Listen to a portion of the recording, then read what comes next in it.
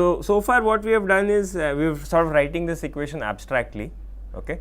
So we'll take a quick look at a 1D problem. Okay. So this 1D problem, we'll take the wave equation. Okay. So the wave equation we all know is simply del squared u plus k squared u is equal to 0. Okay. And this is a 1D equation. So this is simply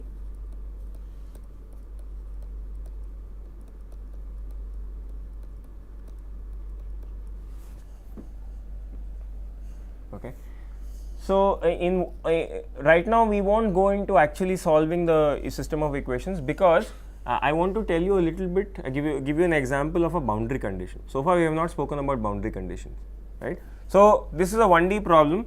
That means the wave is going like this along the x direction, right. So let's take a coordinate system over here, right. So x, and let's make this y and z. Okay. And I am going to say that electric field is along the y axis, right. So which way, if the wave is traveling along x, we will take h to be along which direction? Z, right, your right hand curl rule, right. So E cross H is giving me the direction in which the wave is moving. Okay. So E I am going to take as my variable over here. So u at y hat. Okay. Fine. We already know what a plane wave looks like, right. So can I, without any detailed calculations, write down the form of H? There is a relation between the magnitude of E and the magnitude of H, right. There is a eta, impedance of free space, right. So ux divided by eta, which is impedance of free space, 377 ohms or whatever, square root of mu by epsilon, whatever, yeah, z hat, right. So this is my E, this is my H. Okay. Now there is another way of writing this, which is another way of getting E. I mean the original way of getting H was what? Take curl of E, right. And when I take curl of E, I should get minus j omega mu H, right. So when I simplify this equation over here, del cross E, there is only one term that survives, which is a z hat du by dx. I am just simplifying this curl expression. Okay. There is only one term that will survive, which is this, and this is equal to minus j omega mu, and H is ux by eta along z hat. Okay. This is simple 1D wave equation. We all know how to solve it, right. So from here, what can we write? We can see it's all along z hat, so we can convert it into a scalar equation. What do you get? dux by dx is equal to, all of these constants I can write as j omega mu by eta ux. Okay. Agree? Nothing very complicated here. We didn't even need to know anything about FEM or anything over here. So if I ask you, where all is this equation valid? It's valid everywhere.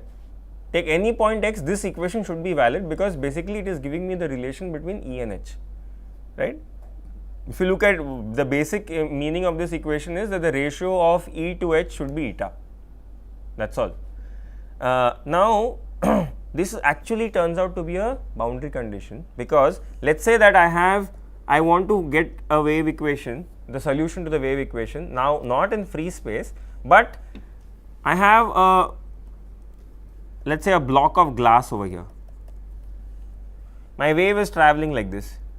Some of it will get reflected, some of it will go through, multiple reflections will happen, something will come out, and I want to solve this numerically, right. And so what I will say, okay, I will make this the ends of my computational domain. Now this equation that I have written over here, it should be valid at this point also and at this point also, right. So this is in fact the boundary condition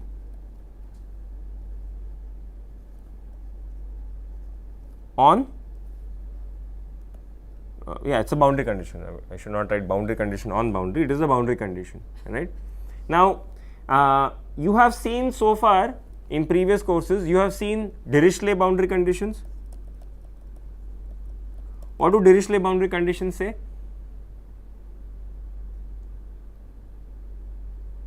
What is a Dirichlet boundary condition? It is constant. Constant, right. So, u of x endpoint is equal to, let us say x naught is equal to constant, right. What is the other boundary condition? Neumann. What is that?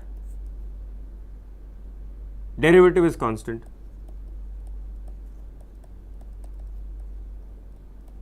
At the endpoints, okay. So, at x naught.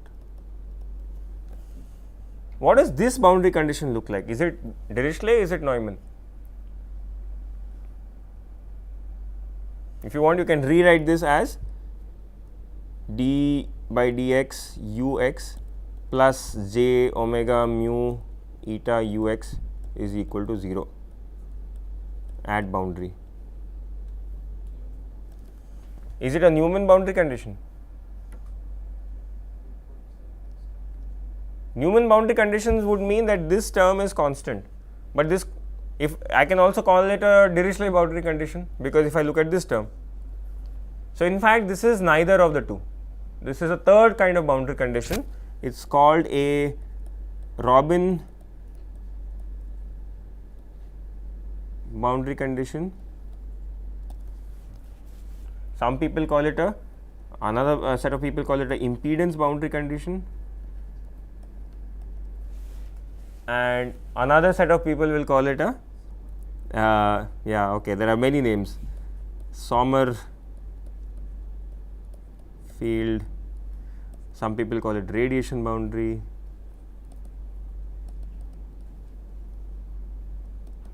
and so on. Every community rediscovers this boundary condition and gives their name to it. Okay, so the circuits people call it impedance boundary condition, scattering people call it radiation boundary condition. But the idea is, because you have a linear combination of the function and its derivative being set to 0, right. So, in general, what is it? It's alpha u prime plus beta u is equal to constant. This is the kind of boundary condition that we have. Okay.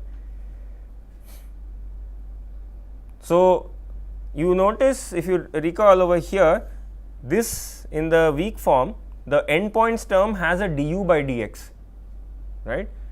That is why this is going to be useful. I will substitute this du by dx in terms of this other term over here, and we will see how it leads to simplifications.